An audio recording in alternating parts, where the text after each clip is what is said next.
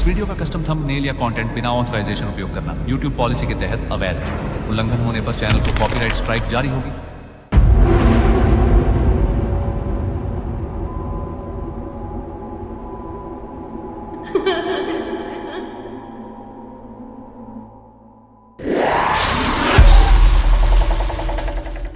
दुनिया की सबसे खतरनाक चीजों में से एक है अपमान।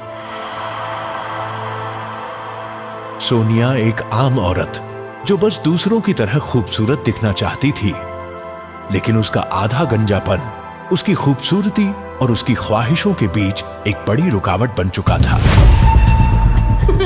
कैसे तैसे रकम जोड़कर इलाज तो शुरू करवाया, पर सस्ते ट्रीटमेंट से राहत मिलना तो दूर, घटिया दवाइयों ने उसके गंजेपन को और भी बढ़ा दिया। तभी उसकी एक दोस्त ने उसे एक उम्मीद दिखाई, लेकिन एक अच्छी क्वालिटी विग की कीमत 30,000 से शुरू होती थी, जो सोनिया की पहुंच से बाहर थी। फिर भी अपनी ख्वाहिश को पूरा करने के लिए उसने हार नहीं मानी और एक पर्सनल लोन लेने का फैसला किया। वहीं दूसरी तरफ है रानू, जिसका गुजारा चलता था मुर्दा घर की लावारिस लाशों से। वो उनके बाल काटता और संध्या को बेच देता, जो उनकी सस्ती विग्स बनाती थी। यही रानू का धंधा था। लेकिन उस रात एक ऐसी लाश आई जिसके बाल बेहद लंबे और घने थे। रानू ने मौका देखकर कैंची तो चलाई, पर बाल कटते ही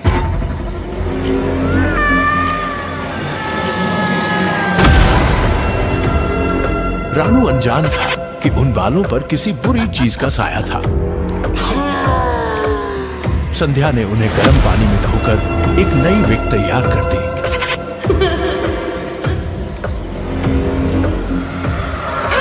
किस्मत सोनिया को अगले ही दिन बाजार में संध्या की दुकान तक ले आई। संध्या ने वही विग दिखाई। बालों की क्वालिटी बेहतरीन थी और दाम मार्केट से कहीं कम था।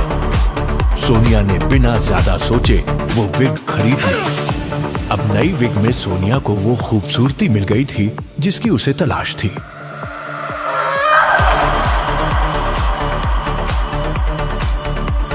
लेकिन वो नहीं जानती थी कि यह श्रापित बाल उसकी जिंदगी में एक खौफनाक तूफान लाने वाले हैं।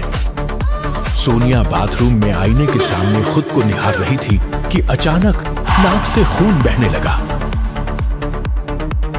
चेहरा धोने के लिए नल खोला तो देखा सिंक की नाली बंद हो चुकी है। उसमें से निकला बालों का एक अजीब गुच्छा, और तभी नाली से एक भयानक आवाज आई। एक शैतानी हाथ उसमें से बाहर निकला और उसकी तरफ बढ़ने लगा।